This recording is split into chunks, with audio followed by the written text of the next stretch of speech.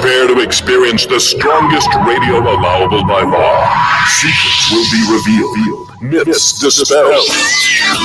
From the studio gym where excuses never apply, it's Superhuman Radio with your host, Carl Lenore.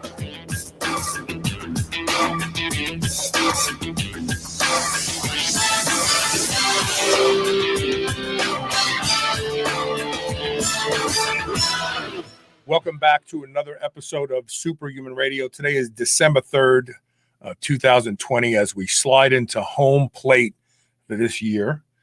We have the solemn duty of remembering a legend of bodybuilding during the first interview today. Then later in the show, we're going to be talking about sports-specific training as it relates to baseball. A listener, Adam Stroop, asked me to do this show. His daughter plays baseball, and we have an expert at that to talk to today. And then even later in the show, we have a third interview. We're going to show you how to take ground beef and make it gourmet. Before we do any of that, of course, we always have to thank our title sponsor that really makes this show possible, and that's Legendary Foods. The website that we want you to use from now on is shrnetwork.biz/legendary, so we can see when you visit. We would hope that you'd use that. In the past, we've given you eatlegendary.com. shrnetwork.biz/legendary. Use the code SHR10 and save 10% off everything. If you are a low-carb, low-sugar person like I am, you will get lost at Legendary Foods. And more importantly, they're introducing 2 new flavors of the tasty pastry, blueberry and hot fudge sundae. 15 grams of protein, less than 1 gram of sugar, in some cases 0 sugar entirely. This is gluten-free. Use the code SHR10 not only to save money, and of course I posted something on Facebook that some of you may have seen. I was at the bottom of the blueberry Cinnabon nut butter. Their nut butters are like crack. They're so good. You can't stop eating them. I don't put them on anything. I just eat them out of the jar with a spoon as my dessert. So check them all out. And show them some love and let them know that I sent you. And now, without further delay, my guest today is Ron Penna. Many of you know him actually as one of the founders. He and his wife Shannon founded Legendary Foods, but more importantly, he is the son-in-law of Chet Yorton. Chet Yorton is a legend in bodybuilding. He's been known as the father of natural bodybuilding because not only because of his lack of use of anabolic steroids when they were becoming popular, but his vocal dissent on those who were using. How you doing, Ron? Doing very well. So, your father-in-law, Chet Yorton, Shannon's dad, recently passed away. Talk about what happened and when it happened, please. Sure. Well, last Saturday, we found out that we got an email from their neighbor and said, I'm a little concerned. I haven't seen their trash cans go out in a little bit, and their mail's backing up. And to make a long story very short, we went over, did a welfare check, and both of her parents were actually deceased. So that was about 2 weeks ago. Okay. And we don't know all the particulars yet, but it doesn't look like there was any foul play. And you have kind of a couple theories about what may have happened. Do you want to share those right now, or you want to just stay away from that right now? Sure. No. Obviously there was an investigation. The police came over. They obviously looked for anything out of the ordinary, weapons, drugs, anything. Seemed to be natural causes. And the mortuary came, picked the remains up, etc. And then later the coroner decided to do an investigation because anytime people die within very close proximity of like 15 feet, they always do an investigation. And it seems to be natural causes. The timing's a little unusual because both passed away within a relatively short period of time. We don't know exactly because we don't have the autopsy reports. That's still a couple of weeks away. But just based on positioning and things, it looks like the mother passed away first, and then the father passed away shortly thereafter. And maybe because of the proximity, maybe he came upon her and, was so shocked that maybe he had a heart attack. He had some health challenges, mostly orthopedic in nature, but also some heart issues as well. So Shannon's mom dying was a complete surprise. And, Chet was, last time I saw him, while he had plenty of pain from some back surgeries he was recovering from, they seem to be in great health otherwise. I tend to want to believe like Romeo and Juliet. He found her, and from a broken heart, he passed. And that's just me. I like to put that kind of spin on things. Yeah, in this case, though, you might not be putting a spin. I mean, just based on how the situation was when the paramedics arrived and everything, that's quite possible. Because while we won't really know, maybe the reports, the autopsy report will shed some more light. That is kind of what it looks like. Let's talk about his career. He started bodybuilding because of an accident, right? Yeah, he was 17 years old in Wisconsin, living in Wisconsin, driving with a friend of his. This is, pre-seatbelts. Nobody wore seatbelts. Yeah. They hit a slick patch. The car, skipped over the curb. They crashed into a big oak tree. And essentially, he shattered both of his femurs. Against the dash. He was kind of hanging out partway through the windshield. And it was just, this was probably early 50s. So pretty horrific injury. And so resistance training became a way at first for him to rehabilitate his legs. But then what happened? What did he fall in love with the way it felt, the way it looked? Did he ever tell you that story? He did. It was unusual to me as a guy who, I've always trained kind of fighting through the inertia, whereas he was in a wheelchair and his doctor was checking him out, and Chet noticed in the corner some dumbbells, rusty dumbbells. And he said, would it help if I use those? And the doctor said, yeah, actually it would. So he started doing shoulder presses in his wheelchair and curls and said, oh, it felt so good. And I remember thinking, wow, it felt terrible the first time I lifted weights, and it still feels terrible. But he just took to it. And once he rehabbed himself, I mean, the surgery they did, the surgeon at the time, putting a pin in someone's leg, they were going to amputate it. And Chet said, absolutely no way. He was 17 years old. He said, no way, no way, no way. And his resistance got them to fly somebody in, which is kind of an interesting lesson in and of itself. He didn't allow them to do that. And they did this experimental procedure, put a rod in his leg, and he was squatting 600 pounds 8 years later, something like that. So when did he decide to become a professional bodybuilder and start competing? Well, he started lifting weights in Wisconsin. His dad worked at a place called Bucyrus Erie, which is this big manufacturing company. They make not Caterpillars, obviously, but big trucks and things on treads and stuff. Yep. And they had a gym. And he asked his dad, can I look at it? And he went, and it hadn't been open in 10 or 15 years. So it was cobwebs everywhere. He spent a couple of weeks cleaning it all up and then just started training there. And I think he added, let me guess, he said he added 50 pounds in 9 months, I think it was. It was incredible. I remember he told me a story. He went to the beach about a year later and ran into a girl he had dated, and he started talking to her, and she didn't seem to recognize him. And she said, who are you? He said, I'm Chet Yorton. He said, no, you're not. And she didn't believe it because he looked such a transformation. And then some of the guys in the gym said, you should consider competing. And that's when he did a couple of local Wisconsin shows, did well, and said, oh, wow, maybe I could actually do something with this. Do you think there was any chance he had some myostatin null thing going on? Possibly. I mean, he has the ability. He puts on muscle, obviously, very well. I mean, nothing crazy like when you see him, you're like, oh my gosh, this is inhuman. Nothing like that. But he probably had a propensity for it. My wife has some of this genetics too. She could if she wanted. I mean, she actually has always been very careful with weights, not to lift too much. The whole adage, oh, women don't need to worry about, putting on too much muscle. She actually did. She's very careful with that. So there's probably something there. Is it myostatin? Hard to say, but there certainly is some sort of component there. Well, I mean, so he was a vocal dissident about using anabolic steroids, and kind of segue kind of into this part of the story as well.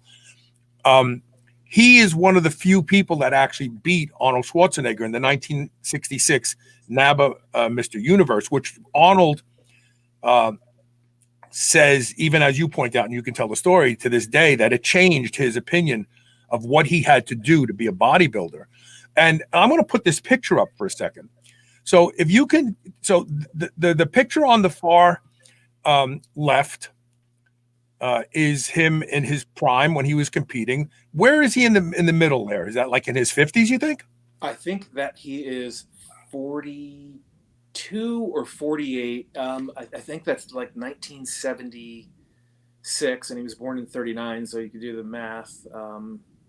At the I can't remember the contest, but yeah, that's okay. The age mid 40s.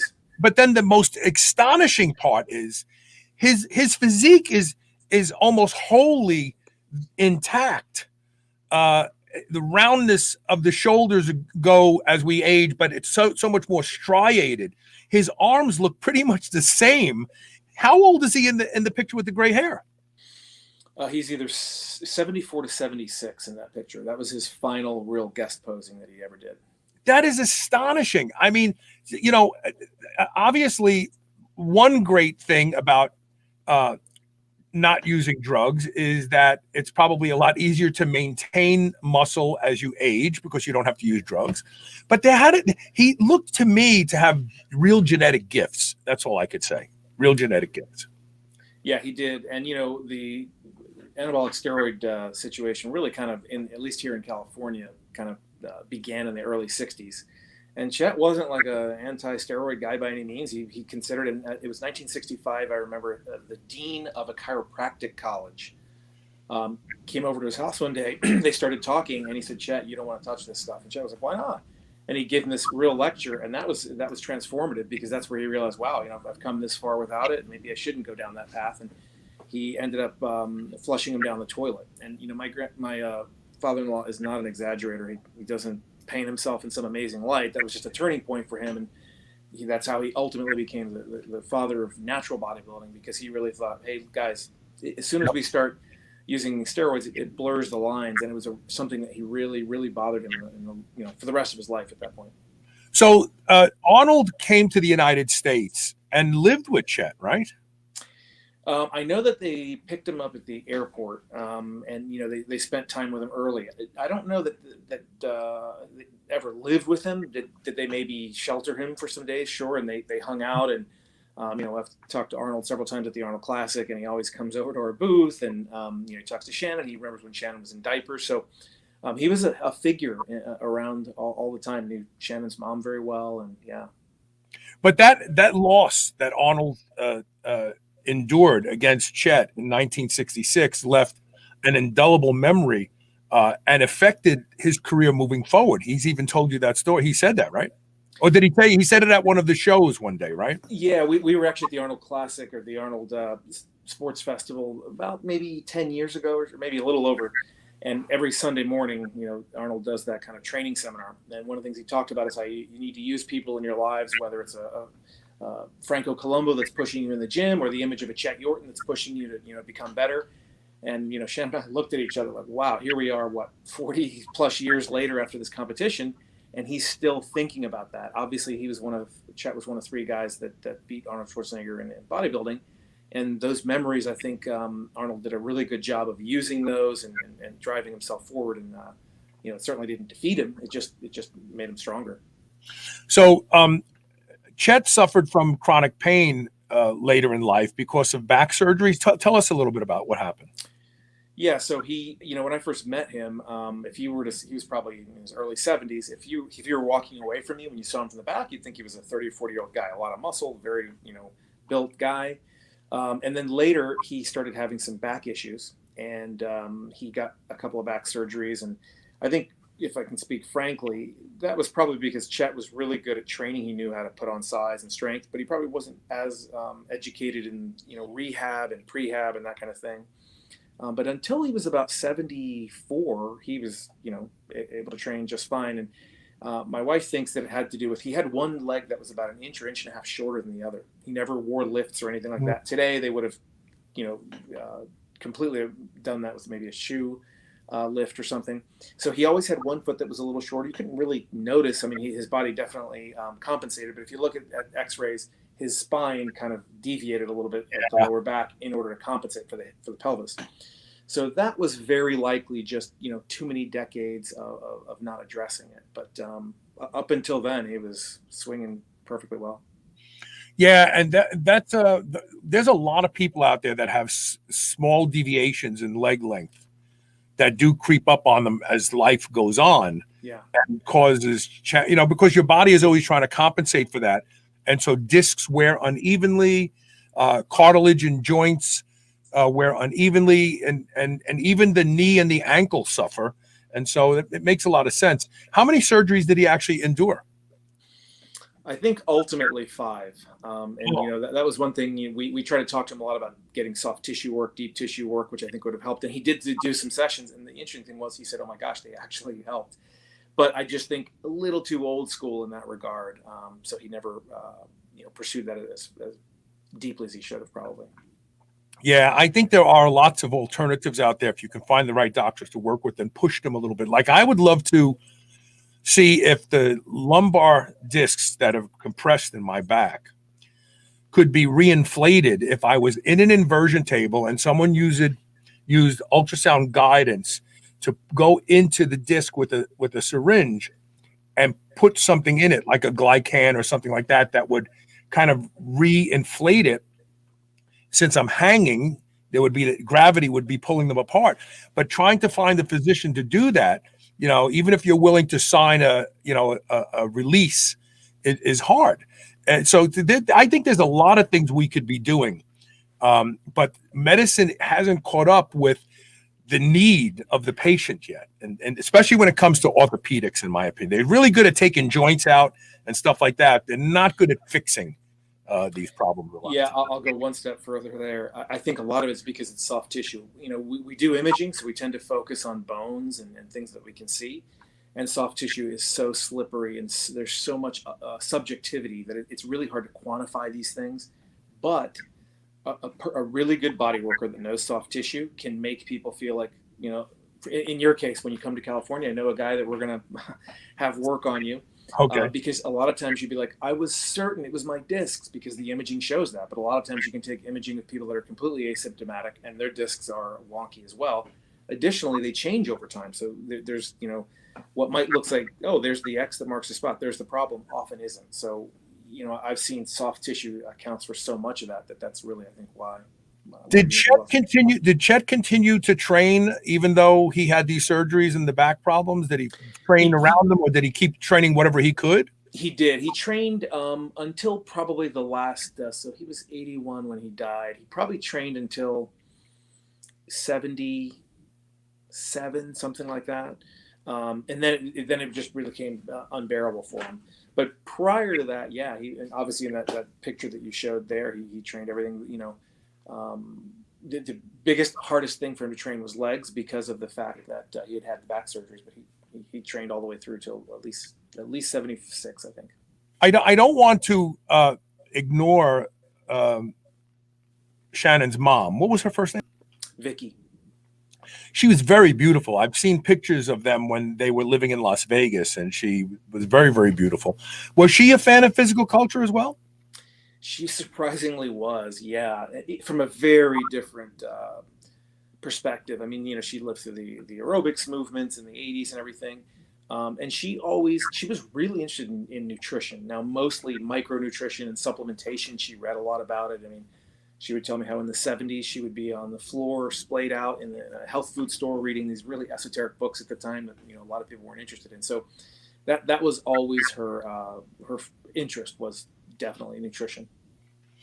What can people do to help pay homage to the passing of Chet Yorton? His contributions to bodybuilding are probably much more than he boasted. He was a modest guy, right? He didn't toot his own horn very much. He really did not. I mean, he lived his life, and he had certain principles that he abided by. I think he always tried to promote natural bodybuilding, and I think he always felt a little bad that, a lot of people question, like, hey, how far can you go? He obviously went very far with it. He certainly had, certain genetic gifts.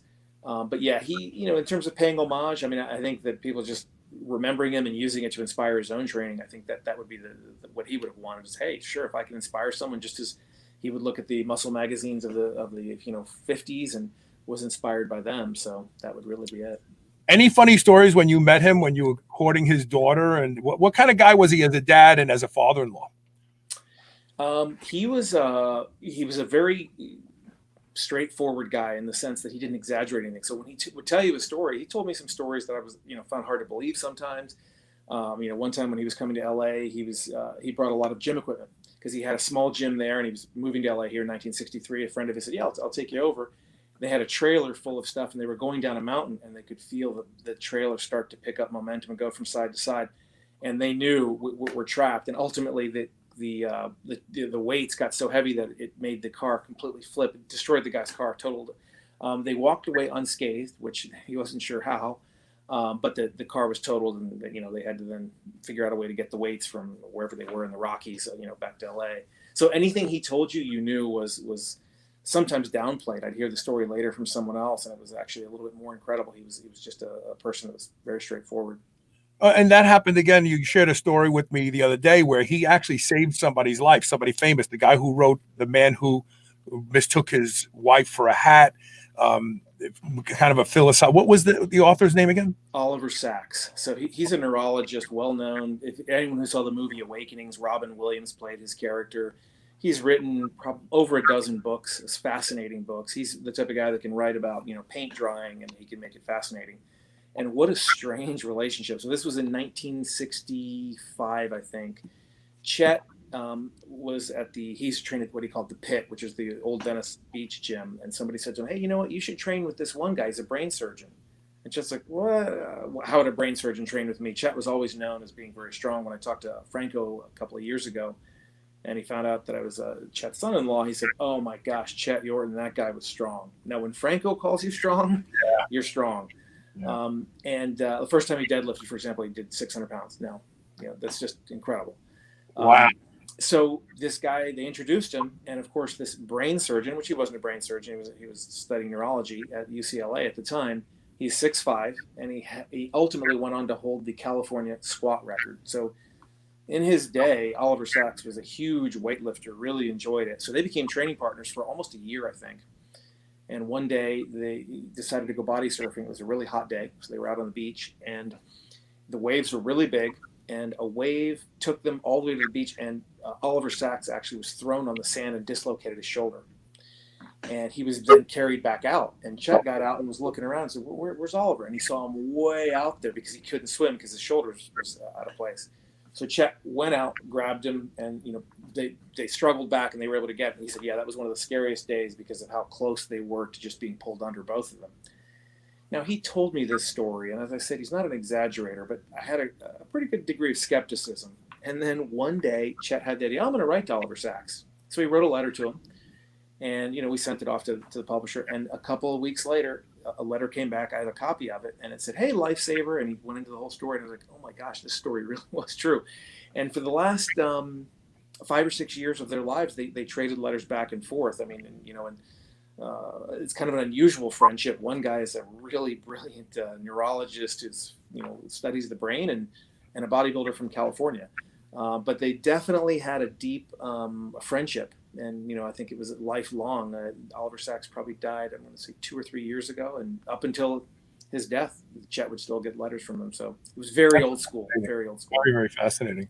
So I know that you love to paint yourself as a reluctant fan of physical culture, but you're very strong and you have an amazing physique. Did you learn anything from your father-in-law? Did he teach you anything? Oh yeah, I mean we talked training a lot, and definitely we connected on that. And I'll give you a very specific thing. One of the things that was taught to him was he was a huge believer in 40 reps for calves. And to go back to the story you brought up, I've read that one time Schwarzenegger came over from Austria. He was sure he was going to win the 1966 Universe. Came over to London, which is where the contest was held, and he was waiting for the elevator, and the elevator doors opened, and Chet was inside. And according to what I've read, I've never spoken to Arnold about this, he said, "I knew in that moment that I was going to lose the competition." And mostly he knew it because of Chet's calves. And Chet really was known for his calves, and his secret was 40 reps. He was a big believer in both seated and standing, and he trained quite a bit. But he said that's for him what it was. He used to train him high or lower rep, etc. Once he started taking him up to 40 is when his calf growth really happened. So that's kind of one tidbit that I definitely have incorporated in my Well, and in fact, you have fantastic calves, but you didn't always have fantastic calves. So you adopted what he said, I would imagine, and built yourself a great set of calves. Yeah, that's probably one of my most changed body parts. I think calves have this stigma that you can't really do much about it. It's really not true. They do respond, but it does take a little bit of effort to make it put up on. You see the comment from Josh Field? I do. Did Chet's calves inspire Ron's calves training regimen? As a matter of fact, it did. It's great to hear from Josh. Yes. It definitely inspired my calf regimen for sure. He's in Arizona. I saw a picture of him recently. He's got like a beard. He just needs a pan and a pickaxe and a donkey, and he looked like he should be panning for gold there. Some guys can really pull it off. He's got a really great beard, and he is in Tucson now. So yeah, they're having a great time there. So what can we do? Like I hate the idea of somebody of Chet's status and contributions to bodybuilding, and bodybuilding has morphed into something completely different, which is a question I'm going to ask you in a second. What can we do to help keep him in the forefront and maybe pay the homage? Or do you think that we could ever start like a foundation for him, or bodybuilding something or other? I mean, I think, you've already taken the first step. I think a lot of people are going to be shocked to hear it. And it's interesting how many people had pictures of him on their refrigerator. He meant something for two reasons. Some people were just the golden age of bodybuilding, obviously, is a big draw for a lot of people. And then you have the people that are natural trainers, and he has a big place there. There's actually a competition, the Yorton Cup, which is named after him. So a lot of people there. So I think this is really the first step, Carl, in making people aware of that. I'm sure there's going to be message boards. People are going to reach out to us, and who knows where it'll go. I know there's talk about doing a bodybuilding museum for the golden age, and we have trophies of his, and photos, and I think it'll be a groundswell from there. Did he ever comment to you about the state of bodybuilding? The current state of bodybuilding, the sizes of these guys, and everything else? Yeah, he really thought it had become grotesque, and he really enjoyed that phase where a person was judged by health. I mean, you really wanted to be able to perform, you wanted to be able to be healthy, and I think that's the part of physical culture that everyone can agree on. It's really clean. Later, drugs really do blur the line because you see people that can look fantastic, before they get too crazy. And it's really, you're just taking an exogenous input of the hormone directly, and it blurs things. So he really bemoaned the state of the sport towards the end, but always loved the physical culture piece of it. And to him, there was no distinction between health and performance. He never had, his diet, if you look at the year lifelong, he was a low carber. And I saw him prepare for that one that you showed the picture of, where he was 74 to 76 for his last posing. And he basically instinctively knew he took his protein up, he took his fat down a little bit, but he was always just a big animal protein guy. Never was big in carbs, because in the 60s that wasn't a big thing, and he just never really left that. So it always really worked for him. And he just had this amazing ability to just sort of cut down, and he would lean up. But he definitely was disciplined. The heart issue, was there any atherosclerosis in the picture? Because you said he's a big animal protein guy. First thing people are going to say is, "Oh yeah, he had a heart problem because of that." Well, I mean, obviously it's hard to tell without really digging in and things. But no, that was he had a really bad pneumonia, which is what they said created. This was when he was 77, I think. And that also could have been brought about from the fact that the back surgeries made him go from very active to sedentary. Yes. But he was in the hospital for pneumonia, and that's when the heart issue came about. Most of these I just had Rich Gaspari on the show for the first time in 15 years of the show, and he's a great guy. Really like Rich. And we talked about the vacuum pose and the fact that these guys can't do vacuum poses today because the sheer amount of food that they eat. Everybody wants to blame it on growth hormone. It's not growth hormone. Everybody wants to blame it on insulin. It's not insulin. It's the sheer processing of food. Because we see it in the general population. We see distended stomach in people who aren't physical culturists, who are eating tons and tons of food.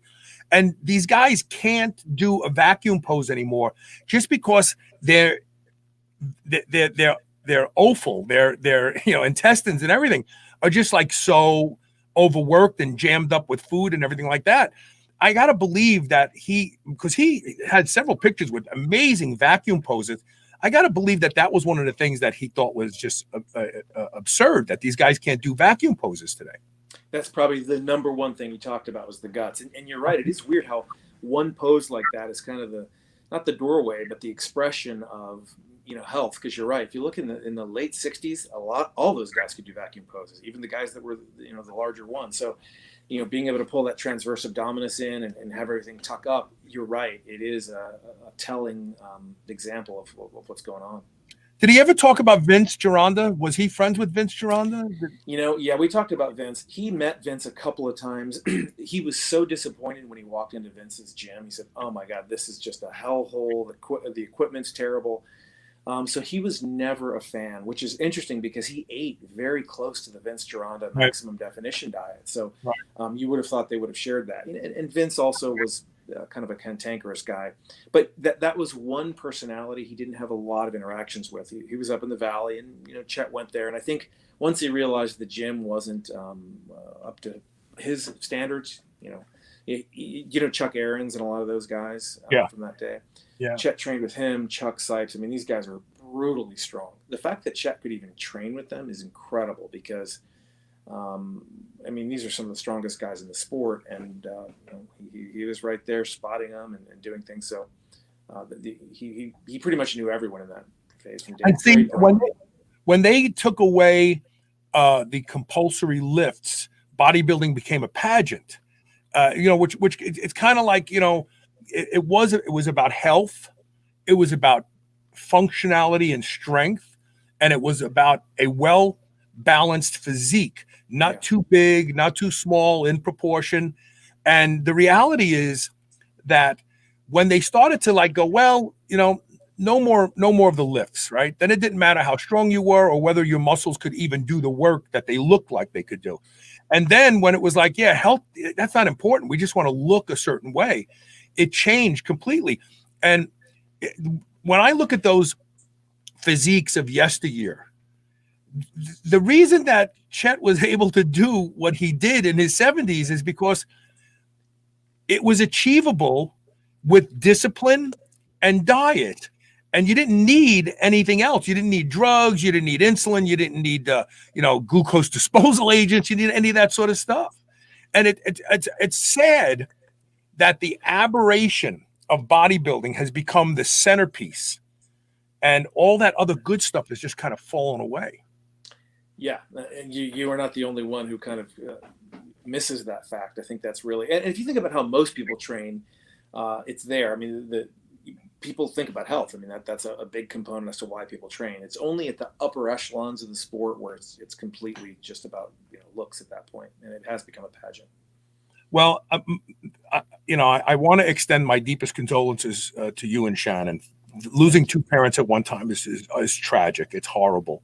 And I have a strong belief that we die twice. We die once when our heart stops, and we die again when the last person who remembers us, carries our memory of us, dies. So we can help keep them alive by talking about them, by remembering them in shows like this and so on. And I would like to do something more to keep Chet in the forefront somehow. I don't know. We'll talk for sure. That would be very I would like to do something more. But anyway, I have some ideas, actually. I'll share with you later. Okay. I want to thank you for coming on the air and talking about this today. Thanks for having me. Yeah, no, it's always great to hang out with you. All right, look, I'm going to let you go now, and we're going to take a quick commercial break. When we come back, we're going to talk about sports-specific training for baseball players. Stay tuned. You are listening to and watching Superhuman Radio. We will be right back.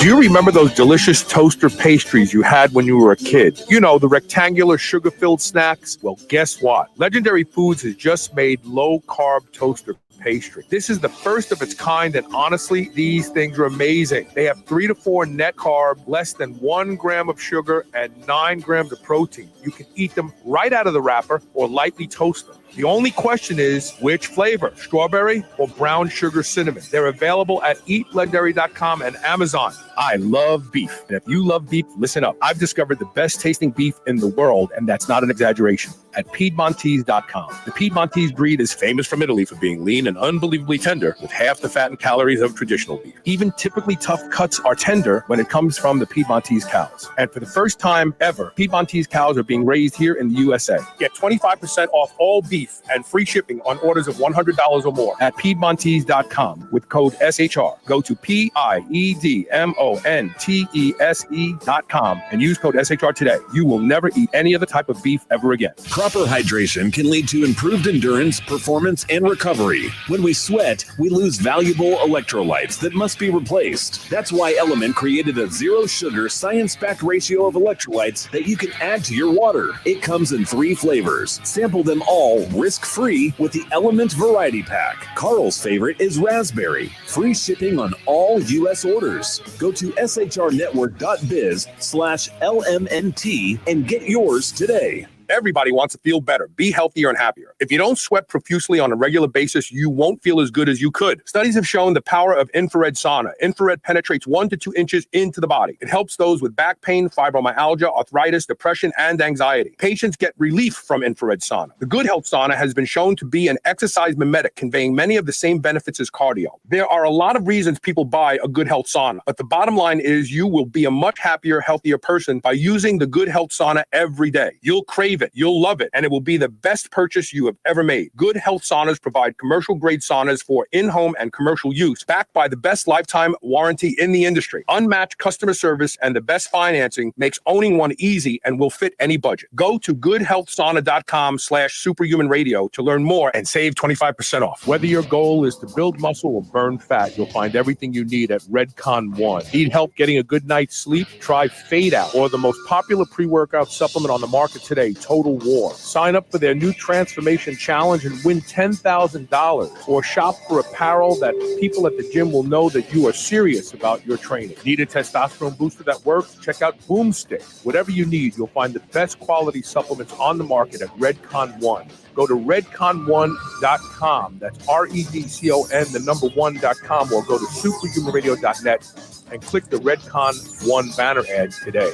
New Mass Pro Synthogen X2 just upped its own legendary game. To distance itself even further from the rest of the pack, Synthogen X2 now has double the key active ingredients. If you've ever wondered what steroid-like recovery feels like, Synthogen X2 delivers. See why others compare it favorably to powerful bodybuilding drugs at synthogen.com. Mass Pro Synthogen. When you train with it, you'll gain with it. This is the Superhuman Channel, where we use oxygen for the power of good.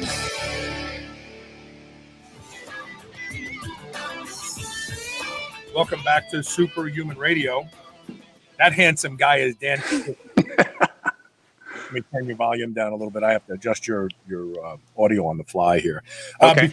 Before we start this interview, I got to mention something. So December 19th is the official 15-year anniversary show of Superhuman Radio. And all I need from those of you listening to the show and watching right now is for you to send an email to onair@superhumanradio.net with your full name and just the year you started listening to Superhuman Radio, and you will be immortalized and included in the show forever, because we're going to announce them. We're going to put them across the screen. We're going to have a lot of fun with it. So please, onair@superhumanradio.net, and just email the year and your full name that you first started listening to the show. Real quick, Brave New Order Films, who listens and watches on YouTube all the time, is looking forward to the show that we're going to do later about taking chopped meat and making it gourmet. He is, in fact, a chef, and he is also mostly carnivore, and he's looking forward to that. So that's a little bit later in the show. So I got an email from Adam Stroop, and he said, can you do a show about baseball. My daughter plays baseball. I want her to be better at it. And of course, Dan Kopitzke is the director of marketing for Superhuman Radio and director of sales, but he's also a phenom.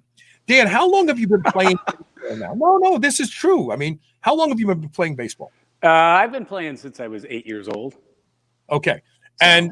And you just recently, so every year you go to Arizona for some sort of invitational baseball tournament, right? Yeah, men's national tournament every year held out. It's the MSBL tournament held out in Arizona every year in October. We've been going out there since 2013. And you are a pitcher. Yep.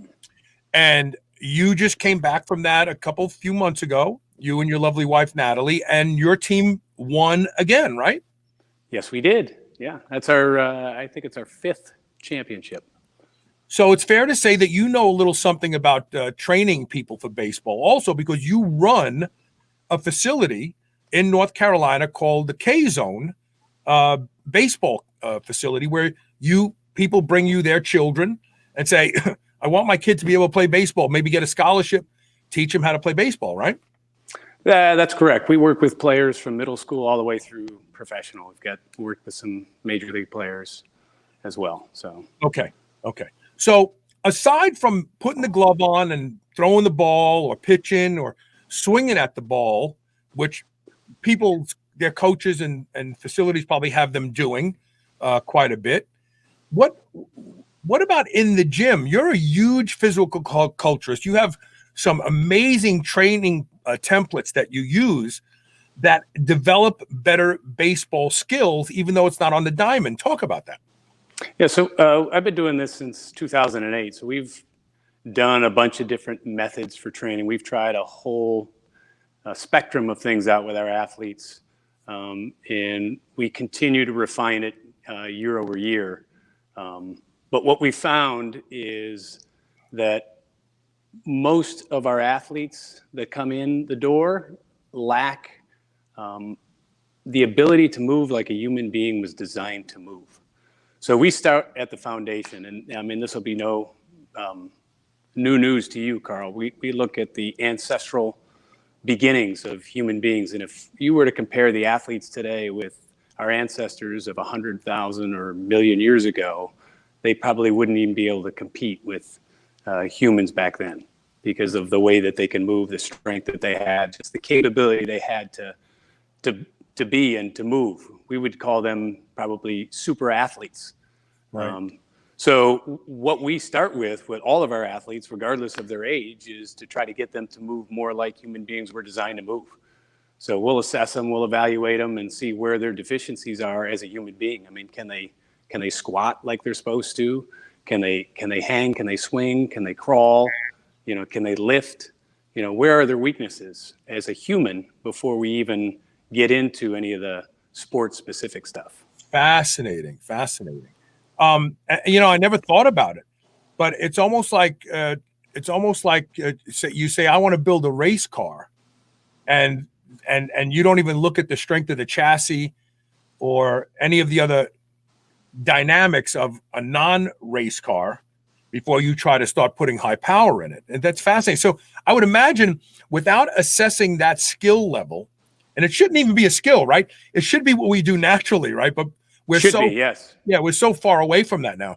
But when you start to assess that skill level, you probably can tell right away, this person is not going to have a good swing. They have a hard time rotating at the hips, for instance, or something. And I don't know anything about baseball.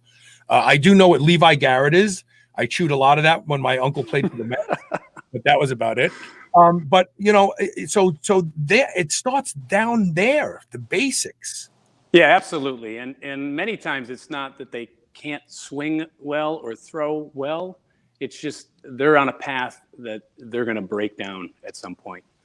Especially as they get older, we see a lot of them as they move into college and they start to mature physically. And if they've got poor movement patterns, they start getting hurt. And careers end in college, or they get into the professional ranks, and that's when they start to have their injuries, which lead to surgeries, which lead to them being out of the game. So, for us, number one is if you're not healthy, you can't train, you can't play, you can't do anything that you really want to do. I was just thinking, so Adam Stroop is listening to this and other parents who have children who play sports. Can you do distance training? Can you work with parents whose children live in other states? Absolutely. Yeah, we have a great online software program that we use. We've got videos, we've got instructionals, all that stuff. So we've worked with several athletes from, all over the world. I just worked with a professional athlete this offseason in New Zealand. So what's your website? I didn't even think to ask this earlier. It's kzoneacademy.com. No hyphen, just straight KZONE Academy.com. I'm just going to put it up as a banner real quick. Because I should have had this already, but I didn't even think about it. Because a lot of parents are going to go, okay, where do I find somebody in my town that can? And the beauty of Zoom and Skype and taking videos of your child, I would imagine if you're working with somebody from far away, you would say to them, okay, I want you to start taking videos with your iPhone every time they train, every time they play, and start sending them to me. Exactly. Yeah, the software that we use allows them to upload it right there, so I can take it, download it, analyze it, upload the analyzed video, and it works really well. Excellent. Okay, so once you see the movement pattern, how long? So what in worst case scenarios, you got a kid who's got horrible movement patterns. How long does it take to break them down and put them back together again? It could take years, literally. Really? Yeah. So I'll just give you an example. We have one of our professional pitchers. He's been with us for just over 2 years now. He came to us after college when he did not get drafted as he was expected to. Big guy, 6'6", 245 pounds, just, big dude, but moved really poorly. And he was throwing upper 80s to low 90s. And he just finished, actually just did his first bullpen session of the off season today. And first pitch he threw was 99 miles an hour. Wow. And we really focused hard on getting him to move better, and he continues to work on his movement quality. He moves far better now than he used to, and it's not the only thing that's contributed to him throwing 10 miles an hour harder, but it's a big factor. And it's the fact that, he can do it with far less stress on his body. He recovers much better. I mean, the ability to move like you're supposed to move, you just move much more efficiently. It takes far less effort to throw the same speed or lift the same weight or do any of the amount of work that you would typically do. And if you're putting less effort in, that's less stress on the body, easier for you to recover and come back the next day and perform, whether that be training or in a game. So there really is no time frame. Everybody's different. Two things that I think of when you talk about this. So the first thing I think of is that if you're serious about your child playing baseball, not even becoming a pro, because they could actually start to develop those bad habits, let's call them, for lack of better terms, very early on, that there's probably things that you could do for that parent, even if it's a couple, hey, look, your kid's doing this, don't let him do that anymore, and he'll be fine. So parents really should reach out to you when their children are very young. I mean, they're playing baseball in 6th, 7th, 8th grade. That's when they need to get in touch with you, because then you don't have to break them down and put them back together again. You just teach them what to do from the get-go. Yeah, it's kind of a double-edged sword. That is a good age to start. I mean, that's where we start the kids training here.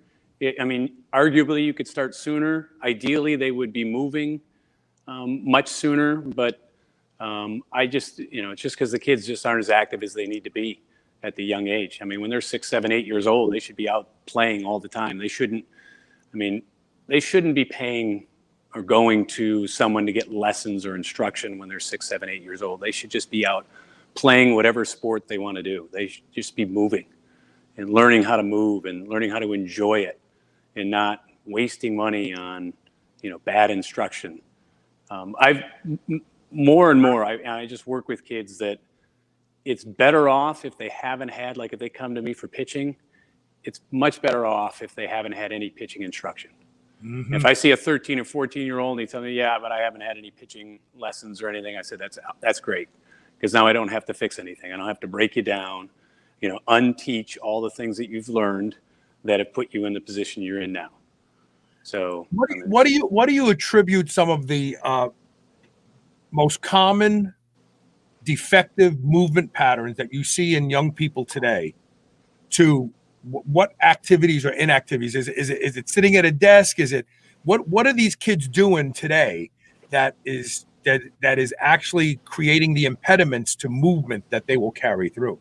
I think the short answer is they're just not moving. Yeah. It's just too much inactivity. They're not moving enough. They're sitting in front of screens all the time. They're sitting, at a desk in school for 7-8 hours a day. They're sitting in a car or a bus on the way there and on the way back. They get home, they sit down. They're just not active enough. They should be, far more active. And if they are, then, a lot of these problems would go away. I mean, I've worked with a number of athletes that have come from, other parts of the world, the Dominican Republic and Puerto Rico and, places like that where they don't have all of the luxuries that, we have here. And the athletes assess way higher than the typical American athlete. I ask them to do stuff that, many of the athletes here find challenging, and they just do it easily because, they're used to moving far, far more. Someone messaged me the other day and said that, so I made a prediction years ago that and I've said it a few times on the show over the years, that I predict that the jobs that everybody will want in the future are, brick mason and landscaper. Yeah. And the jobs that no one will want are these, sitting behind a desk, because these are going to cause early mortality and disease, and being out there and moving and working. And we're going to have this flip where all the creature comforts are actually not a good thing. And that all the cush jobs, we think, oh yeah, he makes $250,000 a day and a year, and he sits behind a desk 5 hours, and then he doesn't do anything for the rest of the day. Those people are going to die of diseases. Right. The guy who's mowing your lawn is going to be robust and strong, and people will start to shift their mentality about the jobs. And what you're saying feeds into that.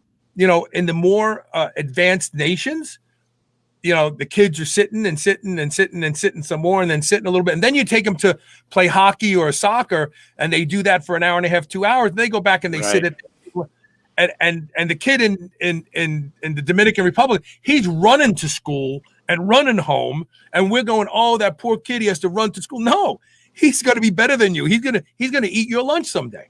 Right. Yeah, and then they're outside playing all day, either before school or after school. I mean, they're not sitting in front of a TV. They don't have screens. I mean, they don't have a lot of the luxuries we have. And some of them, their school they don't have a school. So, I mean, they've taken recess out of schools here. It's just the physical culture has been really removed from our society from a very young age. We were all born with the ability to move with great capability. And very slowly but surely that gets taken away from us when we stop using it. So, you are a big fan of the deadlift. I know that you have an amazing deadlift template. What does the deadlift contribute to what you do? Now, you're an amazing pitcher. Real quick, how old are you now, Dan? 53. Okay, 53. You're still pitching. What's your best fastball? I can still hit 80 miles an hour. Okay, so why do you like the deadlift? How does that translate into anything on the diamond? Well, in order to really be successful, you want to be strong, and the deadlift is the king of all strength exercises. Yes. So when it comes to training, another approach that we take is we want to spend as little time in the training room, in the weight room, as we can to get the maximum benefit. Right. Especially for the professional athletes. I mean, they need to spend as much time as they can developing their skill, whether that be hitting or pitching or fielding, but the actual sports-specific stuff. And the weight room is just something to help support them perform better on the field, perform those skills better. And being stronger is one of the big factors. And the deadlift, we found, is the most efficient way to build strength in baseball athletes. I mean, it really focuses a lot on the posterior chain, the hip hinge. Those are movements that are and areas of the body that are very important for performance and health on a baseball player. So that's why we use it. We've got several different variations. We deadlift very differently than probably most other places. So we get a lot of other benefits out of the deadlift that, maybe other people don't. Cardiovascular benefits that, we get that, kind of simulate sprinting as opposed to, having to go outside and sprint without any of the pounding or, any long distance running. We build up that aerobic base. As you're aware, baseball players need to be very explosive. Right. And so they use the ATP energy system, but, that gets used up very quickly, and that gets replenished most efficiently from the aerobic system. So if you don't have a strong aerobic base, you might be able to throw, 5 or 6 pitches, and then you're really going to start to see a decline. So if you want to be able to, last through the inning or last deep into a game or, have stamina throughout the season, you need to have that strong aerobic base, to draw from to keep generating that high output. So the shoulder is a very, very complex and easy to injure joint. Mm-hmm. Where do you stand on, regardless of whether you want to pitch or field, throwing a ball is critical. Swinging a bat is critical. Mm-hmm. The shoulder plays a big role in both of these. Where do you stand on things like overhead presses and bench presses and that sort of thing? My position is, as long as it's a natural human movement, then we should be doing it. So, we'll do stuff overhead all the time. I prefer to do more hanging and climbing activities, but we spend a lot of emphasis on the 2 main joints that we really hammer are the hips and the shoulders, because they're so important. They're really complex joints, and that's where all of our power is going to be generated, whether in swinging or throwing. So we spend a lot of time really strengthening the shoulder in all kinds of different directions, pushing, pulling, you name it. Isometric, eccentric, concentric, all of the different variations we're mixing in, and as much as possible in practical movement patterns. So hanging and swinging, like, kids on a playground on the monkey bars. We spent a lot of time there. They took the monkey bars away from kids. I don't know about you, but I have a scar right here that I know about 10 other people who have. And I say, how'd you get that? Oh, I fell off the monkey bars. Uh-huh. We all fell off the monkey bars and hit one of the bars on the way down right here. But big deal. So now they go, oh, no more monkey bars because kids will get hurt. Yeah, we got to protect them. There's all the liability issues. And everybody, just wants everybody to be safe. Especially, couldn't be more obvious in today's world that it's all about being safe, right? So, right. In our perspective, the best way to be safe as an athlete is to know how to move and use your body. Not to avoid movement, but to embrace it, become as efficient and powerful in a movement as you can. We could not do a show to illustrate what your child should be doing, but we can do a show that will put you at ease to understand that this man knows what he's talking about when it comes to training baseball athletes. The website is KZONE Academy, ACADEMY. Did I spell that right? Academy. Yeah. You did. I'm getting good. Once in a while I get right. KZoneAcademy.com. You can reach out to him and talk to him about distance training for your child. When we were talking about natural fluidity, earlier in the show, we were talking about Chet Yorton in his 70s and even 80s. When you saw him from the back, you thought he was a much younger man because he had not only the musculature, but a fluidity to his stride that's indicative of someone who's not old. I remember doing a show with Kelly Badgett, I think his name was. Maybe it wasn't Kelly Badgett. Moving like a supple leopard, I think it was. Yeah, that's Kelly. And Kelly Starrett. So that's it. Because Kelly Badgett was the guy who did my show in 2006 about jumping for basketball play. Yep. And when we look at leopards, we look at animals in the wild. If they were subjected to the things we subject to our children to, and in the lack of movement, the high restrictions of doing anything, the leopards would die because they'd never be able to catch a gazelle. They wouldn't be able to run fast enough. They'd be running like this, all locked up. Right. And it's amazing that the answer to your child's skill level may be let them go out and be children. Let them hurt themselves. Let them fall down. It's okay. Exactly. I mean, we do a lot of what someone would consider sport-specific stuff, a lot of rotational training, med balls, a lot of, explosive rotational movement patterns.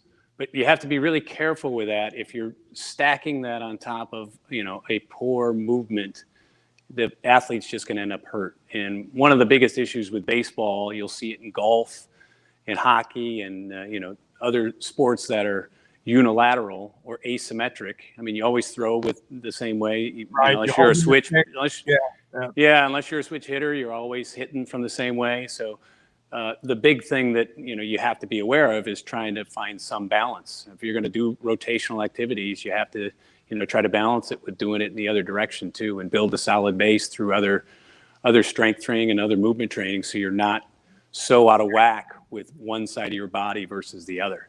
And that's, part that, I think a lot of people miss when they start signing their kids up for lessons and for training. They want that sports specific stuff. They want them doing all the rotational stuff. They're doing it all season long, and then they do it all off season. And then, before you know it, they're totally, unbalanced and starting to complain about this hurting, that hurting. They're getting this injury or that injury. So we still do all of those activities. Right. I didn't mean to interrupt you, but it's funny. Well, I have the thought in my head before it jumps out.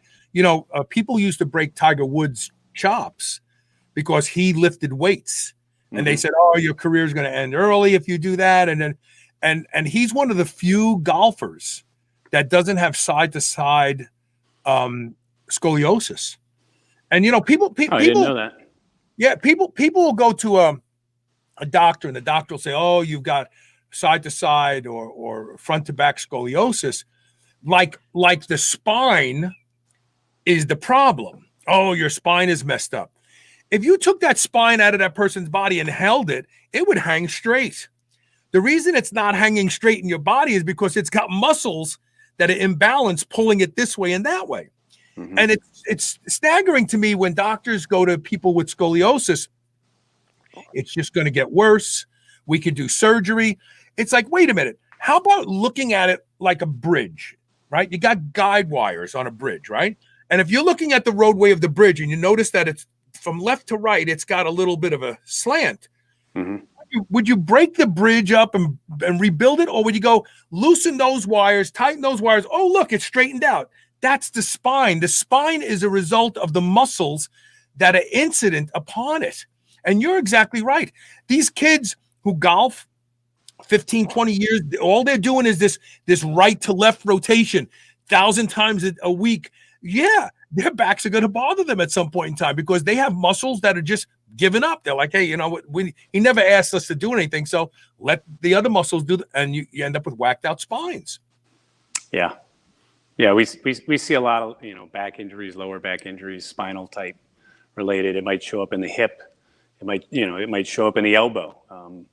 You never know where along the chain the injury is going to happen. But, many times it originates from a point that you're not, that's different than where you're feeling the injury or feeling the pain. Yeah. The website, kzoneacademy.com. If you have a child that plays baseball, get in touch with Dan. Allow him to evaluate your child and sign up for one of their programs. So how do the programs work? If I reach out to you and says, hey, I want you to work with my child, they're in high school or they're in college or whatever, most likely high school. What is the indoctrination process? What's the process? Well, we would do an assessment. I'd give them, an assessment to do in video, where they are, upload the videos. I would review it, and then I'd be able to put together a training plan for them to do, identify what equipment they need to execute the plan, and we'd go from there. It'd all be executed through the software. We put together basically a week-by-week plan for the athlete to follow. It'll be based on what their goals are, where they are, when their season's going to begin. All those factors are factored in. There you go. And we work, like I said, with professional players, college players, all ages. Can someone sign up anytime, or is there seasonal? Like you have to get in at these are the 3 times we're enrolling? No, it's year round. I mean, the training will change based on where in the season they are. We'll do different things if they're in season versus, when they're in their off season. Many of these younger kids are playing other sports. We can factor that in. If they're doing a sport, the training for baseball will be something less intensive than if they're not playing another sport where, they've got more time available to do more training. But, with the younger kids, as I've said before, they just need to get out and do more. A lot of these kids just don't move enough, don't train enough, don't do anything. And one of the things that we do different than a lot of other places is we don't do lessons, and that's what a lot of people are looking for. They want to sign their kid up and bring them in for a 30-minute or 60-minute lesson, once a week. And then the kid doesn't do anything in between lessons. You end up doing the same thing week after week. He doesn't make any progress. So we focus more on training, teaching them how to train to get better so that they can develop. And it doesn't matter where they take it. Even if they end up not playing a sport, they've learned how to train. And we also want them to take ownership of their training and become their own best coach. Understand why they're doing what they're doing and what it takes to, get them out of a funk, or if they're, having an issue, teach them how to resolve that issue. Because the only person that is on the pitcher's mound with them every time is them. I'm not going to be at every one of their games. Their parents likely won't be at every single one of their games. Their coaches are going to change. Their teammates are going to change. So the only person they can truly rely on to save them when they need to be saved is them.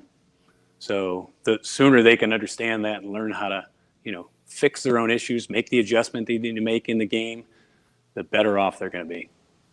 You ever have this conversation with a parent? Your kid has no interest. Don't even waste your time anymore. In some sort of way, we have do a very good job of weeding those people out right up front. Good. Yeah, because there's nothing worse than having a kid who has no interest. His father or mother wants him to play baseball. His heart is not in it. Your parents signs him up for a course or whatever, the length of program that is required. You're giving the kid exercise to do. Every time the kid, I didn't do anything this week. And it's like, well, wait a minute. Let's stop wasting your mom and dad's money. You don't want to play baseball, do you? No, I told him I don't want to play baseball. Okay, I'll tell him for you now. It's like, I'll have a talk with your mom and dad and explain that you have no interest in this and they're wasting their time.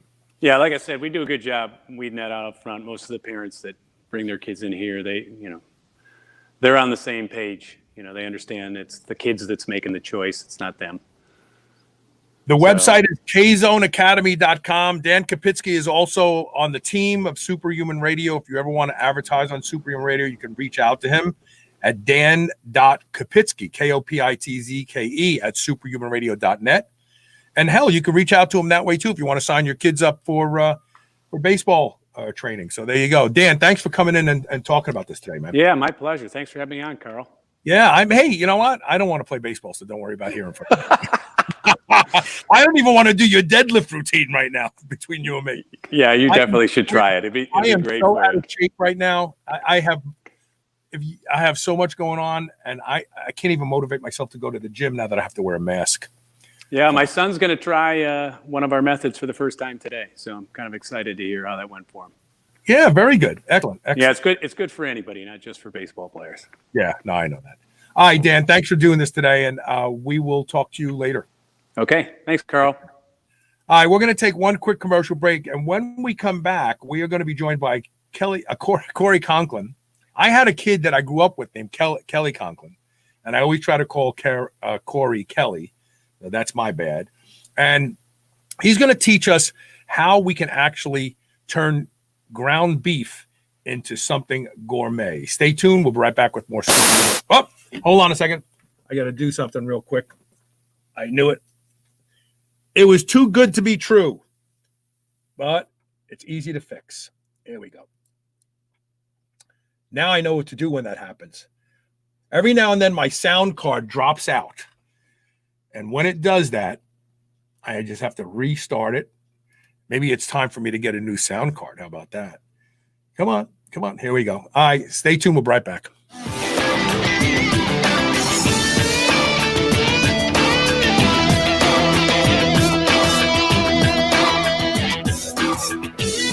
Mind Bullet is a kratom product derived from the coffee family to boost energy and creative juices. Mind Bullet comes in both pill and liquid form for the ultimate pre-workout supplement. When needing a little pick-me-up or to get through the morning fog, Mind Bullet will set your productive course fast. Go to shrnetwork.biz/mindbullet, all one word, today, and save 20%. No subscription required. That's shrnetwork.biz/mindbullet. Get yours today.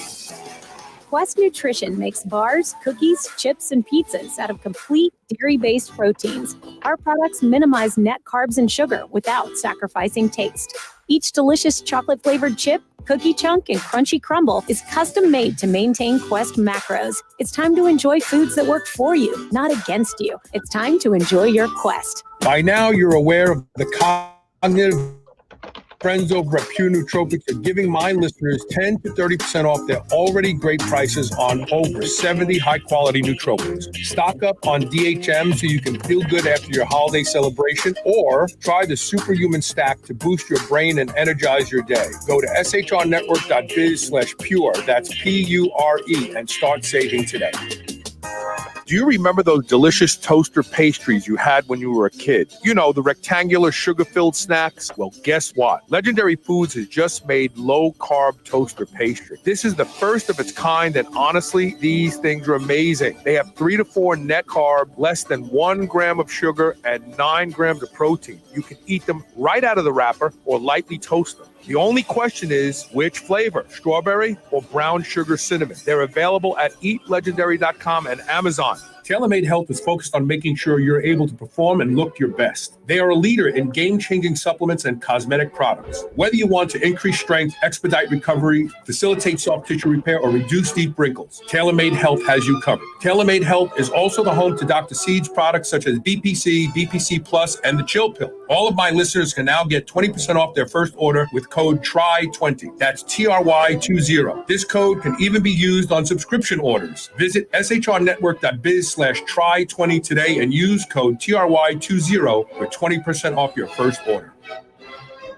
Hippocrates, the father of modern medicine, said that all disease begins in your gut. That's why it's so important to protect yourself with boosted immune system. If you drink coffee, tea, smoothies, or really any beverage in the morning, and you're looking for a tasty way to start your day and defend yourself against harmful bacteria, then I have just the thing for you to try. It's called the Ultimate Immunity Protection Stack, and it was put together by my friends over at Bioptimizers. Their immunity stack has 3 products which contain over 18 natural herbs and probiotic blends formulated to fight and eliminate bad bacteria like E. coli, salmonella, gram-positive and gram-negative bacteria, and repair compromised gut lining. It also includes psychobiotics, which help increase serotonin and happy chemicals to naturally elevate your mood, performance, and cognitive function with no side effects or dependencies. It's a great addition to your morning routine, and it tastes amazing. Just stir it into any beverage, sip, and enjoy. It's the ultimate way to boost your immune system right before the holiday season. Go to shrnetwork.biz/protect and use code SHR10 and save an extra 10% off on the. You won't find this deal or stack anywhere else. For fast shipping and the best deal, go to shrnetwork.biz/protect today.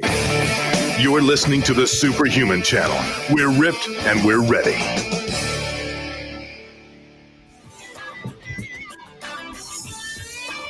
Hey, welcome back to another episode. Listen to me. This is the third interview in the same. I'm having some technical difficulty today, Corey. Hold on a second. Technology is great when it works. Yeah, my green screen is disappearing on me. My soundboard just died, but the show must go on, especially this show. And that's because no one loves chopped meat more than me. In fact, it's my preferred beef because of a couple reasons. Number one, it's generally a tougher cut of meat that ends up becoming chopped meat, which means it has more collagen in it. And collagen is good. Collagen has glycine, and collagen balances the effects of methionine from high protein diets. Number one.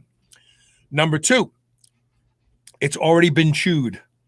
So you can digest it a lot easier, and you're going to get a lot more nutrition from ground beef. And number three, it's the least expensive. Exactly. So that to the 2 benefits I just said, it's like, why? I mean, I have tomahawk steaks. I have great steaks. I always go for the ground beef. But the problem is ground beef gets old after a while. The flavor just gets old. If you don't know what you're doing, it can Yeah, it becomes stale. It's like I've had this already, and yet with the right seasonings, as we'll discuss, and also with a variety of recipes, you can make minor adjustments sometimes and have something completely different. I think I mentioned before, there was one day I had hamburgers. I put our habanero garlic pepper on one. I put probably our Memphis style barbecue rub on the other. It was like eating two completely different meals. I went from one to the other thinking, I'm eating the exact same thing, but it was a different experience between the two. So something as simple as just changing up seasonings and spices can make a big difference. So let's talk about that.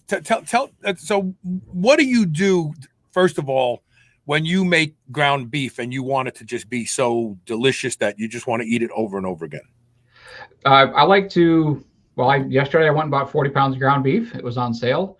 And I'll break those down into roughly 2.5 pound packages. And several of them I will pre-season. So I'll put, for example, our savory taco seasoning on there, vacuum seal it, throw it in the freezer, and I'll label it taco. I'll put our ranch-tastic in one, label it. That way, when time comes for dinner, I can see what flavors are ready to go. I don't have to worry about mixing anything in and going, well, I don't, right there it is, I'm done, and you're all set. Then it's a case of, well, which recipe I'm going to mix it in, or am I going to be simple today and just stick with hamburgers? In that case, you just pull them out, make, let it thaw, make your patties, and throw them on the grill or in the pan, and off you go. Now, we have a special deal right now to everyone listening and watching the show. If you go to shrnetwork.biz/SSS for select savory snacks and seasonings, yep, everything's got an S in it, so it's easy to remember. My audience will actually save something ridiculous, like 25% off, right? I think it's 15%. Okay, there you go, yep. 15% off. And how many different seasonings do you offer? I have at least 60 different seasonings and spices, so that'll be individuals. With the holidays, I brought in, like your nutmeg and so forth like that. And then a lot of your barbecue individuals, people like to just have their smoked sweet paprika or the cayenne if they like some heat.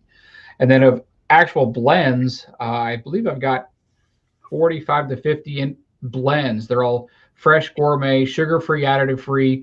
There's nothing in there but seasonings and spices. Whereas if you go to the store, one taco brand off the top of my head, it's taco seasoning. The first ingredient is cornmeal. It's not even a spice. Right. Most of them throw sugar in as the first ingredient. We, 3 years ago said there's no way. This sugar is killing us. It's killing me, and I need to offer products that are going to be clean, healthy, and insanely flavorful. Because they're small batch, I tell people start with half of what a recipe calls for, unless it's the recipe off of my website, because that's based upon my seasonings, and go from there. That's how much more fresh they are compared to what you buy in the stores. So we have a viewer who lives in Las Vegas, Brave New Order Films, and he said he saw the beef tartare because there is an image of raw meat in the on the screen here, as you can see right there. Yep. And so, I caution to tell people to eat raw beef. I eat raw beef. I don't think there's anything. I know where my beef is coming from. Correct. It doesn't scare me. Can you use spices to somehow cure beef? With the right spices, you could do it, but the curing process is more with temperature and humidity control. So, for example, with our biltong and our drove wars, that's the seasonings aren't necessarily what's causing a lot of that curing. It's part of it, but temperature and humidity control have a lot to do with that. Okay. So you can do it, but you have to have the right little setup at the house to do it. So if I had some great ground beef that I got from my farmer or from the folks at Piedmontese, I love ground beef, by the way, and it's been in the freezer and I eat it raw all the time and I'm not afraid to. What spices that you carry would you add to my raw beef to make it more flavorful and enjoy it as a beef tartare? That would just come down to what is your what's your mouth telling you want to eat that day? Are you looking for more of a sweet flavor? Our select chop house seasoning is a sweet salty flavor. I liken it to a seasoning salt. A lot of people ask if I have a seasoning salt, and that's what I direct them to, because that's what it's the flavor profile it has. Of course, if you like tacos, taco seasoning works well. Memphis style, the Memphis style barbecue rub, if you like a barbecue flavor. What I was thinking of was Montreal seasoning. Very well-known flavor. It has, again, a sweet flavor to it. It's salty and savory along with that. But it really comes down to, what do you want to have that day? Because they're all going to work. That's the beauty of it. And with such a variety, I mean, at my house, it's like I stand at the cupboard going, I'll have this today. Because it just really comes down to what is it you feel like eating that day. How do you mix your seasoning into the pre-made beef that you're going to prepare and then put it away until you're ready? Do you use like a food processor, or do you hand knead it? I hand knead it. I'll throw it in a bowl, and then usually about a tablespoon per pound, and I just mix it in so it's nice, blended well. And then since I use a vacuum sealer, I'll try to flatten it out pretty well in that bag, vacuum seal it shut so it's a nice flat, takes up less space in the freezer than compared to trying to put a round chub in there, for example. And then again, label it, date it, so you know how old it is, and off you go. So Brave New Order Film says, I'm a chef with fine dining experience, but I do not eat most of what I cook, especially plant oils. I cook my proteins in beef tallow and duck fat. Lastly, I'm currently cooking in Lake Tahoe. The Wim Hof method and cold showers have helped me with my cold tolerance immensely.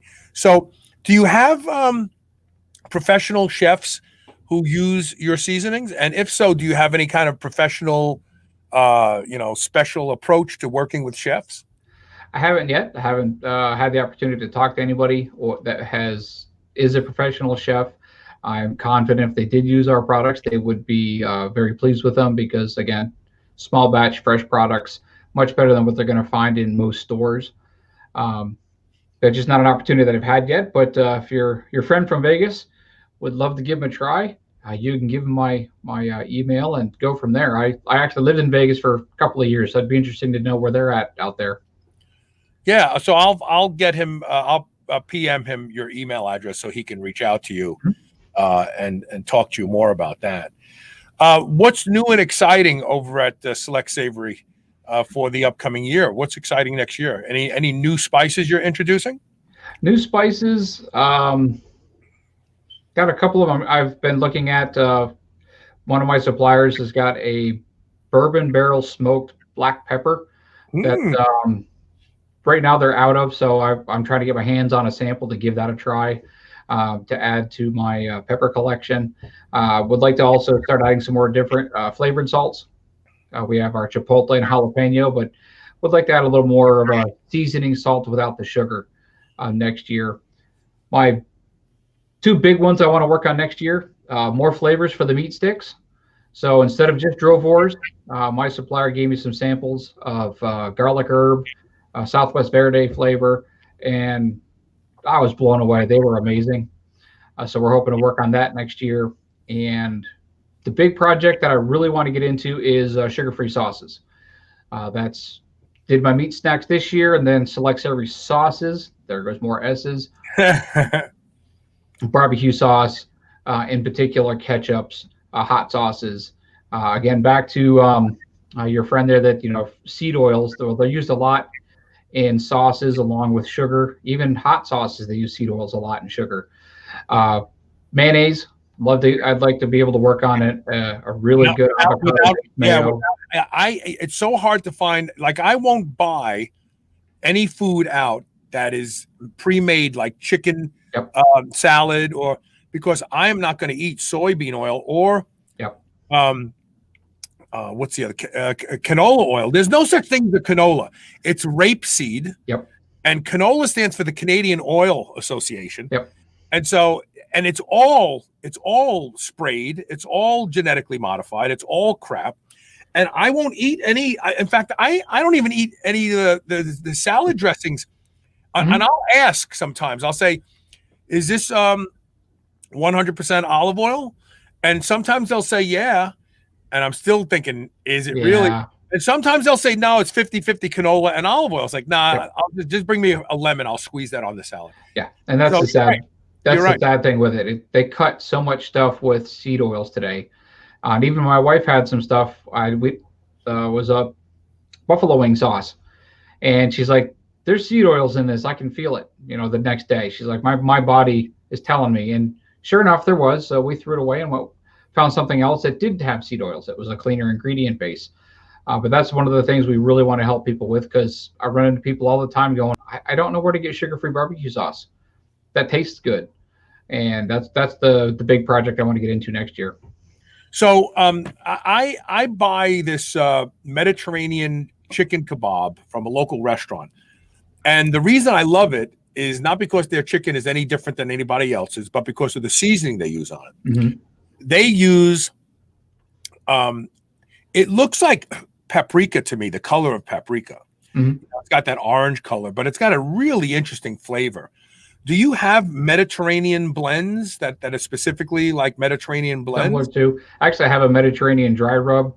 The best way to explain it, it tastes like an Italian seasoning with lemon mixed in with it. Yeah, that's it's really good. That's, as of late, been one of the ones I've been using a lot, and for our ground beef and so forth, because it's just a really good. I got a bad habit of cycling through things. It's like I'll go with that for a while, then knowing me, it's like, I haven't had gyro in a long time, so I'm gonna have gyro a couple of times. And but yeah, that Mediterranean dry rub has been a really favorite in our household as of late.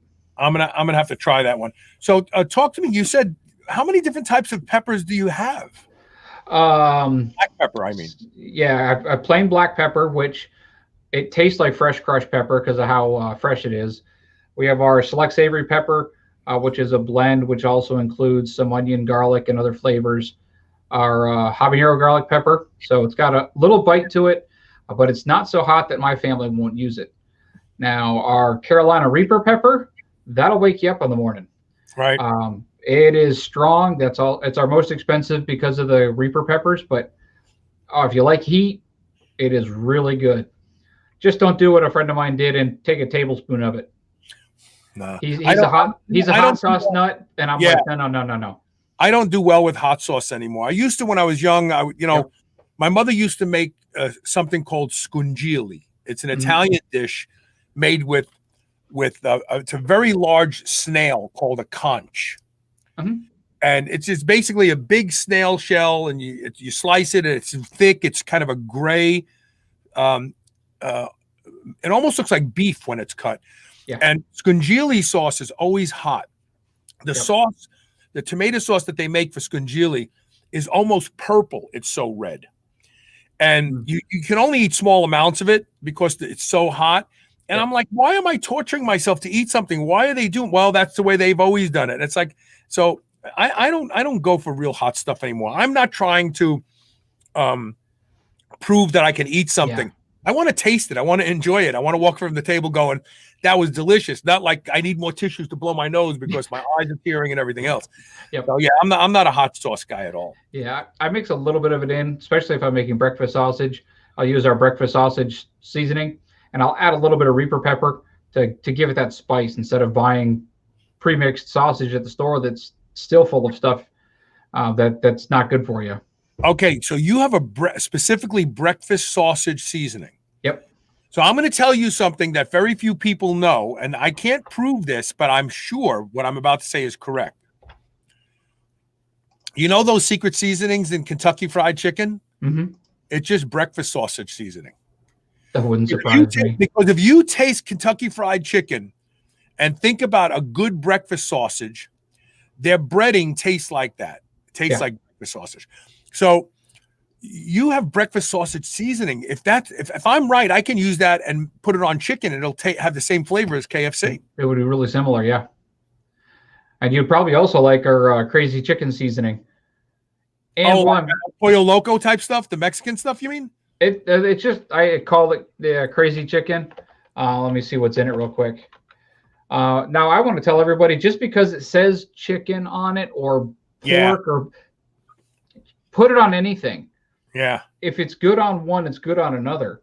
Let's see here. Yeah, it's black pepper, garlic, onion, Hatch Big Jim chilies, chili flakes, shallots, oregano, and sage. It's got a little bite to it. I thoroughly enjoyed it. It's a great Mexican Tex-Mex flavor. Yeah. Yeah, that's interesting. See, and here's the beauty of all this that we're talking about. You can take everything and anything and just make it taste so much better by having some good spices in your cupboard. Yep. There's no magic to it. That's it. I mean, that's why the earliest business endeavor was spice trade. Think about that. Then followed by silk trade. Yep. So when you look at the East India Company and these companies that were around literally 1,000 years ago or more, they were trading in spices. Why? Because spices were treated as medicinals. Yep. But you were getting your medicine by using them in your food, and things like, for instance, turmeric. We know now that turmeric is more well absorbed when it's cooked with fat than just taking turmeric tablets and capsules and all that sort of stuff. Yep, and other seasonings. I think black pepper helps you absorb nutrients better. Bipyrene, you have that with it also. Yeah, think about that. I mean, that they isolated bipyrene from black pepper to put in supplements so that you'd absorb the supplement better. Well, hell, put the stuff on your food and add black pepper to it and eat it. Yep, exactly. And I found, like with our family, if we're getting tired of just ground beef as a general rule, mix it up with other stuff. Eggs are great. Yeah. I've got several recipes on the website, such as beef huevos rancheros, Scotch eggs. They take a little bit of work, but the hard-boiled egg, wrap it in ground beef. Sometimes I'll mix in some sausage with it and bake it. It's amazing. And then you pick your flavor. So you could take a hard-boiled egg, and wrap then put ground beef on the outside of it, and even wrap it in bacon, and then put it in the oven. That's brilliant. If you got a smoker, throw it in the smoker. You'll not know what hit your mouth. So my friend Brian keeps telling me that I need to buy a green egg. Have you had any experience with the green egg smokers? Not by brand, but I have a charcoal smoker that's less expensive, but the same concept. Right. And I got a pellet smoker too. The charcoal gives you much better flavor. Yeah. The pellet smokers are just, it's convenience. But yeah, I've used them. They're worth every penny. You know what's really funny? Everybody's got their gas grill at home, whether it's propane or it's tapped into natural gas on your deck. But the best tasting barbecue comes from barbecue that you make with briquettes, with the charcoal. It has a fantastic flavor. Yeah. I mean, I have a gas grill and it's not been touched in at least a year, if not a year and a half. The only time I'll use it is if if I have a bunch of people over, which at the rate we're going, that'll be never again. But it's big enough that I can throw burgers and dogs on and just go. But yeah, for family, it's the pellet smoker or the charcoal grill because the flavor is just that much better. Go to shrnetwork.biz/SSS. There's recipes there. There's spices there. There's meat snacks there. There's everything you could imagine right there. Pick a spice and give it a try. Pick a few of them and give it a try. We've given you lots of different examples on today's show. But now it's up to you to spice up your life. You can take ground beef and make it taste gourmet. You can take the cheapest cuts of meat or chicken or fish or pork and make it taste delicious. It's all about the spices. It's not about how much you spend on the animal protein. It's about the spices. It really is at the end of the day. Yep, it is. And if you're in a rut, I've got, I think I wrote down almost 20 different ground beef recipes on the website, from simple as making pizza out of ground beef to variations of meatloaf. For looking for a quick and easy, crock pot's great to make meatloaf. There's a curry recipe.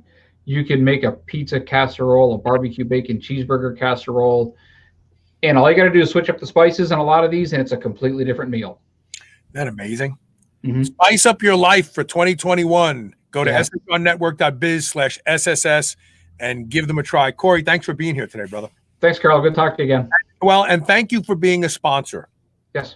Because thank you for having me. It's a big deal, and I want the audience to know that Without our sponsors, this show doesn't exist. So if you have learned anything from this show, patronize the sponsors whenever possible. All right, Corey, we'll talk to you soon, okay? Thanks, Carl.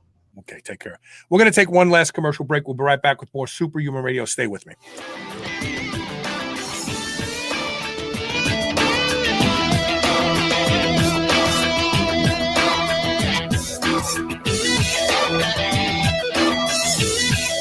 Mind Bullet is a kratom product derived from the coffee family to boost energy and creative juices. Mind Bullet comes in both pill and liquid form for the ultimate pre-workout supplement. When needing a little pick-me-up or to get through the morning fog, Mind Bullet will set your productive course fast. Go to shrnetwork.biz/mindbullet, all one word, today, and save 20%. No subscription required. That's shrnetwork.biz/mindbullet. Get yours today.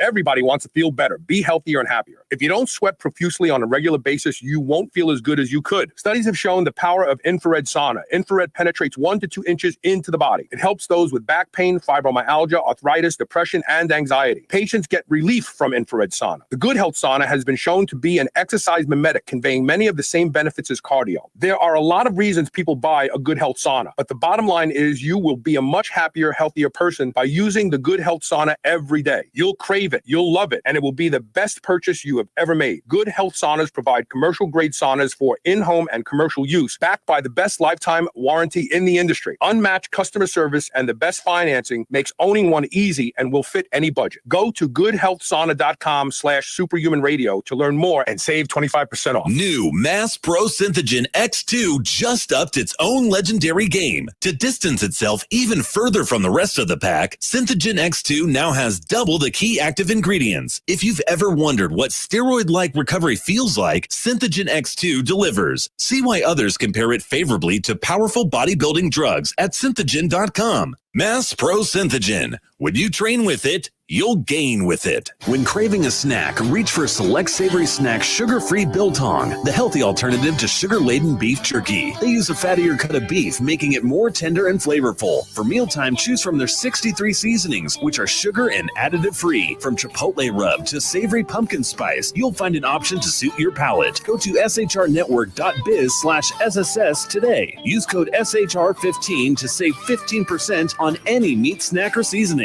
Savor the flavor today. By now, you're aware of the cognitive benefits of nootropics. My friends over at Pure Nootropics are giving my listeners 10 to 30% off their already great prices on over 70 high-quality nootropics. Stock up on DHM so you can feel good after your holiday celebration, or try the Superhuman Stack to boost your brain and energize your day. Go to shrnetwork.biz/pure, that's PURE, and start saving today.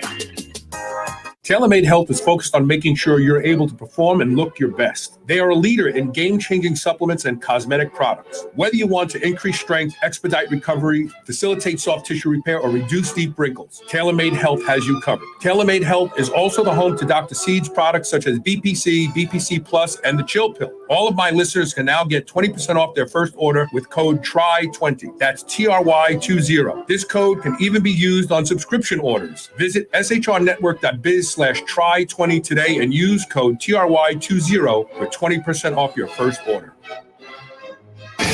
This is the Superhuman Channel, doing reps with the weight of the world.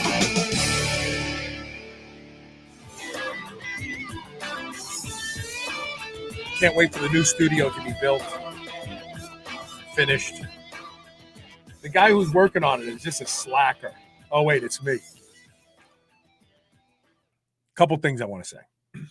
Number one, the official anniversary show, my 15-year anniversary. So the show turned 15 November 19th. But we already had shows booked, and there was really no chance to. I didn't prepare in advance like I was supposed to, and so it passed by. So December 18th, we're having the official anniversary show. The show's 15th year in continuous production. Big deal. It is a big deal, and we're having a very good show. Trying to get some special guests on, but more importantly, I want the anniversary show to be about the listeners, because let's face it. I have great guests, yeah, but I have the best audience in the world. I've put on Facebook asking people to post when they first listened to the show. It's remarkable. I mean, I got people that started listening in 2005 and 2006. That's a long, long time to be listening to a podcast. And especially given the content I put out. I mean, I put out on average 4 to 5 shows a week. It's a big commitment for people. Everybody's been so generous with compliments about how the show has changed their lives, and they can actually see their lives changing as the content changed and the subjects changed. And it's really a blessing to me to hear these stories, because I'm here in this room and by myself and I'm talking to you. You're not talking back, obviously, so I don't get a lot of feedback. So the anniversary show is going to be more about the audience than it is about the guests that have been on this show. So I'm asking people to do 2 things for me. The first of all is email onair@superhumanradio.net and just put your full name, just in case your email address doesn't have a full name. Maybe you got a snazzy email address like Glock22 or something like that. Put your name and the year you first started listening to the show. And also, if you're inclined to, if you have a story you want to tell, if you want to tell me that the show saved your life, changed your life, helped you help someone else, go to shrnetwork.biz/yourstory. Point your iPhone at yourself. Don't worry about how you look. Don't worry about how you sound. The message is all I want. Point your iPhone at yourself and take 30 seconds to say, congratulations, happy anniversary. I love the show. The show changed my life or whatever. And then when you're done with that, save that video, go to shrnetwork.biz/yourstory. There's an easy way to just upload that video. And the director of communications, Natalie, will get it. And we're going to create some nice video montages of people. And you will be forever part of the show, and you will be part of the anniversary show. So if you could do that for me, it would be great. Again, email me at onair@superhumanradio.net and just put your name, full name, and the year you started listening.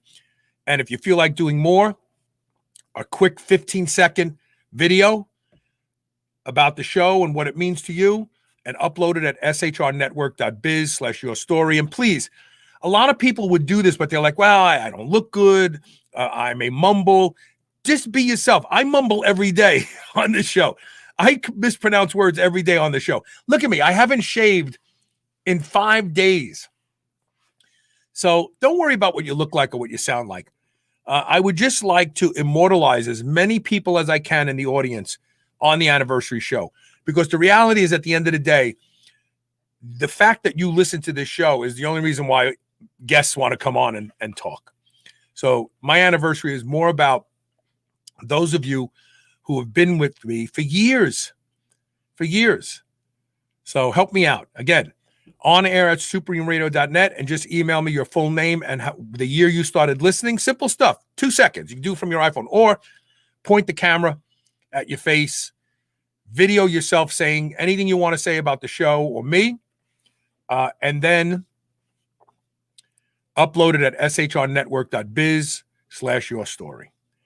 And that's it for today's show. Thank you for listening. I know we have a good show tomorrow. We have a really good show tomorrow. I just don't remember what it is. Thanks to Elisa. I have the most amazing team. Elisa Profumo books all the interviews, sends me the notes, tells me what questions I should be asking, reads all the studies. Dan Kopitzke gives this show the fuel that it needs to keep going. He's the one on the front line out there talking to potential sponsors, asking them to come aboard, asking them to support the show. Natalie Kopitzke is the director of communications. She's why the videos look so good. She does all these graphic things, and she loads everything in here for me. So, and then there's Kirkland Morletti, who does the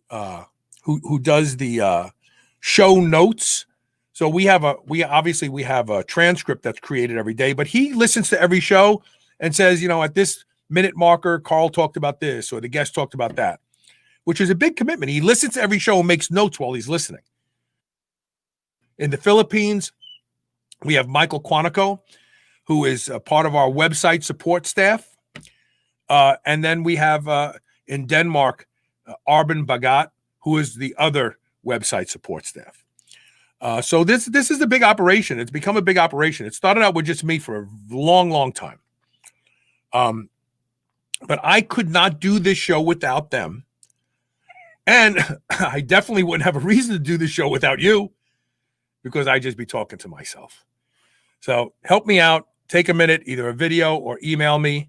And we'll see everybody tomorrow with more Superhuman Radio. And thank you for being here today.